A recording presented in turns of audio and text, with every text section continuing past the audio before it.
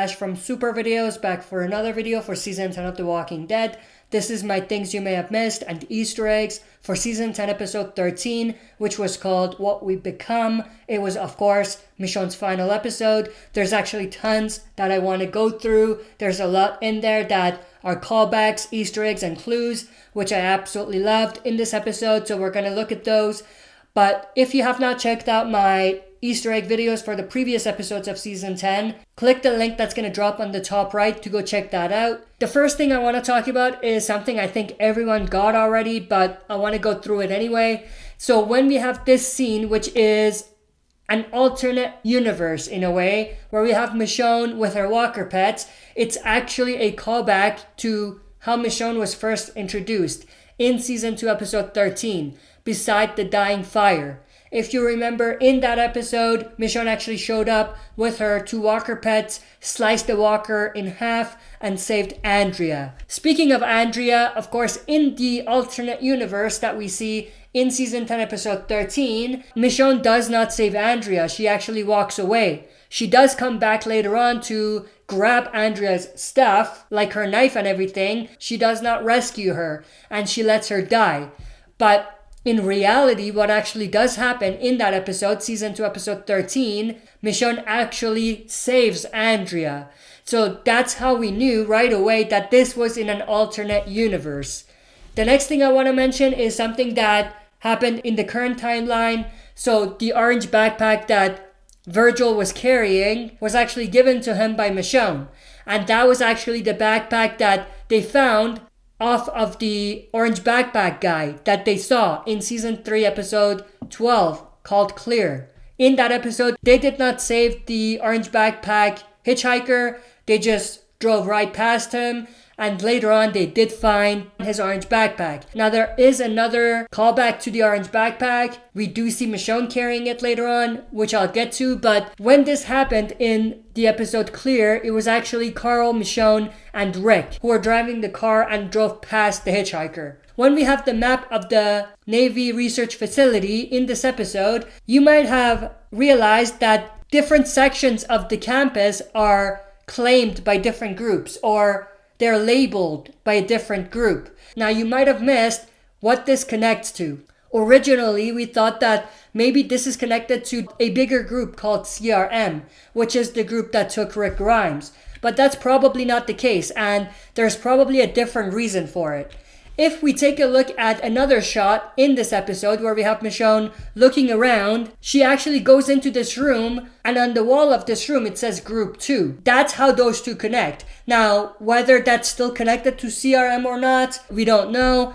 I would have assumed if it was, they would have told us by now. So I don't think that it's actually connected to CRM at this point. I think that this is probably connected to Virgil's past story and the fact that he separated different groups and put them in different areas. Now, we do see another label that says Group 2, and that scene actually comes around when Michonne escapes. If you take a look at that scene, I don't have a screenshot of it here, but if you take a look at that scene, Michonne and the other people that Virgil had trapped run outside of the building they're in. And on the wall of that building, it actually says Group 2 as well. Now, the next thing I want to mention is this scene here where we have Michonne and Virgil coming across a group of people who have committed suicide. They've hanged themselves. Virgil actually realizes that his family is amongst this group. The next thing I want to mention is this scene right here where we have Michonne looking through some things inside this box. Now, they did not necessarily come out and explicitly reveal this, but we have speculated that maybe what we see on top of the box on the inside may be the logo of CRM. And the logo of CRM is these 3 overlapping circles.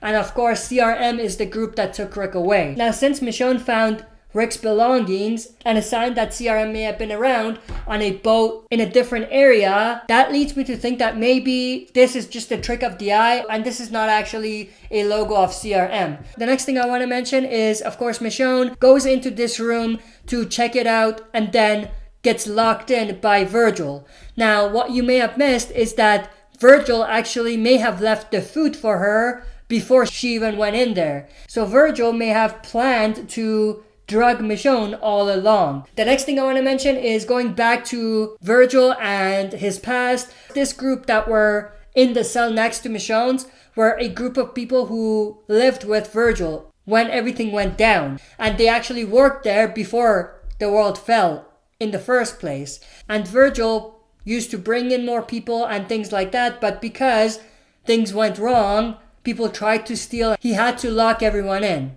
to contain the situation. Some of them ended up killing themselves, like we talked about earlier. And of course, based on what we know now, Virgil didn't know that his family was also amongst the people that were locked in. Going back to the orange backpack, of course, in this alternate universe, what if scenario, we have a car passing by Michonne, who has the same orange backpack. And this is meant to be a direct callback to the orange backpack hitchhiker in season 3 episode 12 called Clear. So it's like a what if that hitchhiker was Michonne kind of thing. So there are scenes that match directly to scenes from season 3 episode 12, which was called Clear, when we saw the hitchhiker. Now the other thing I want to mention is there was a difference, because in season 3 episode 12, it was actually Rick and Carl who got out of the car, looking back at the hitchhiker, and then ignoring him, jumping back into the car and driving away. On the other hand, in season 10 episode 13, it was Daryl who got out of the car. Same exact scene, but it was not Rick and Carl who got out of the car, it was Daryl. So it was digitally altered to make it look like it was Daryl who was driving away instead of Rick and Carl. Now, one thing I want to mention is something I talked about earlier, but in season 3 episode 12, it was actually Michonne, Rick, and Carl who were driving away. And this was the episode where they went to the building that Morgan had set up all of the booby traps. So Michonne is actually in the car in that episode. But obviously in season 10 episode 13, it's a scenario where Michonne is not in the life of the survivors, so she hasn't run into them before, so she's not in the car. It's most likely Rick who is in the car. Next is this scene where we have Michonne running into the saviors. So this was a pretty awesome shot. We have Negan as well as DJ and Laura there as well. DJ and Laura, of course, were saviors who integrated with the communities after the saviors dissolved and the sanctuary fell. So that was pretty awesome. But what was also pretty awesome was the fact that Negan took Michonne in. If you check out the dialogue in that scene, Negan clearly says, "I'm not the type of person that takes in people." And the only reason that Negan actually took Michonne in was because she had a sword and knew how to use it. So Negan saw it as a waste to either have a katana and no one to be able to use it properly, or have a warrior like Michonne with no katana to use. We have the survivors attacking the saviors' satellite outpost and killing them in their sleep, much like what actually happened. But the difference is that in this alternate universe, some of the saviors that integrated into the survivors' communities in the real timeline were there. So they wanted you to kind of think about what if those saviors were there. And this was done in order for you to kind of think about Rick and the survivors' decision to attack the saviors and kill them in their sleep, and think about whether that was the right decision. So it's the moral question of whether they made the right decision or not. In the what if scenario, in the alternate universe, it was Lara and maybe other saviors that we may have seen who were there and were killed in their sleep. The next thing I want to mention is this scene right here where we have Michonne as a savior, of course, jumping up and killing two people during the satellite outpost attack.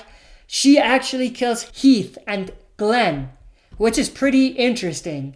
And that's the reason Glenn doesn't actually appear in the lineup. We'll get to that. This scene right here in season 10 episode 13 where we have Rick shooting towards Michonne is of course digitally altered, but a part of it where we have Rick shooting may have been a scene that was cut from season 6 episode 12 that they ended up not using. But it may actually match up to a scene that they did have, which I have on the top right here, where we have Rick dodging bullets, hiding behind walls, and shooting at the saviors. Next is the lineup scene. Of course, like I mentioned earlier, there's two people that are missing in the lineup scene in this alternate universe in season 10 episode 13. One of those is Glenn and the other is Michonne. If you compare season 10 episode 13 to season 6 episode 16, where we actually saw the lineup, you can see Michonne and Glenn are missing. Now, Glenn is missing because, like I said, Michonne killed him, or presumably killed him, during the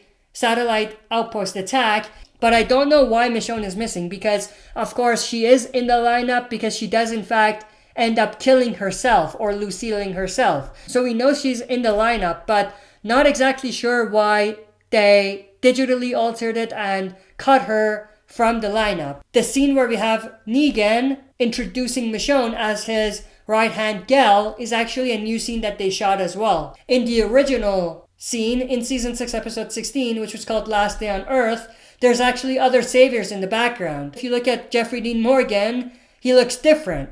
Jeffrey Dean Morgan recently shot these scenes. This is not the same exact Negan from back then. The other difference is the saviors in the back in season 6 episode 16 are saviors we don't know. But the saviors in the background in season 10 episode 13 are actually DJ and Michonne. Next is this scene here where we have Negan grabbing Michonne's katana. There's a subtle hint that Negan is actually letting Michonne decide whether she wants to use the katana to kill the person she picks or Lucille. And of course, Michonne picks Lucille, and Lucille's herself. Next is this scene here where we have Michonne talking to the people in the lineup and giving them a speech which was comparable to Negan's speech in season 6 episode 16. This is actually a scene that they just shot. It wasn't digitally altered or anything. The Rick that you see here is actually a double of Rick. It's not actually Andrew Lincoln. But this scene here where Michonne is looking at Rick face to face is actually a digitally altered scene. We actually notice it's pretty obvious because the lighting is off. But what I want to mention is that this scene right here, even though it's digitally altered, it wasn't a scene that was in season 6 episode 16. It was actually a scene that they ended up cutting from that episode. And it was just extra scenes that they had that they went back to and reused. The other thing is this scene right here where we have Negan and Michonne looking at the lineup from a different angle. If you pay attention, this is also digitally altered. Not only digitally altered to put Michonne in the picture, but also digitally altered to take both Michonne and Glenn out of the frame. Because of course, like we mentioned earlier, they weren't in the lineup. Next thing is this shot here where we have Maggie watching Michonne pass by. This was comparable to the scene I have on the top right from season 6 episode 16 where Negan actually passes by the survivors. But again, much like the other scene I talked about, this is a scene that they cut from season 6 episode 16. Next scene is this scene here where we have Michonne pointing Lucille towards herself. Directly syncs to the scene of Negan pointing Lucille at Abraham in season 6 episode 16. Next is this scene here where we have Daryl shooting Michonne and Rick pointing his Colt Python at her. This was actually a pretty cool scene, but what you may have missed is that the scene where we have Rick pointing the gun at Michonne was actually a scene that they reused again from previous seasons and they digitally altered. So that scene is actually a scene that comes directly from season 2 episode 7, which was called Pretty Much Dead Already. And in that scene, Rick is actually pointing his gun at Sophia and he's about to shoot Sophia. Now, they did digitally alter that so that Rick looks a little older, so it's accurate to the timeline for season 8 when this was supposed to happen. And also, they added some trees in the background to make it fit, because in the previous shot where she was shot, she was in the middle of the woods. So they wanted to be accurate in that sense as well. And this is pretty much where the alternate universe ends, and we go back to the current timeline.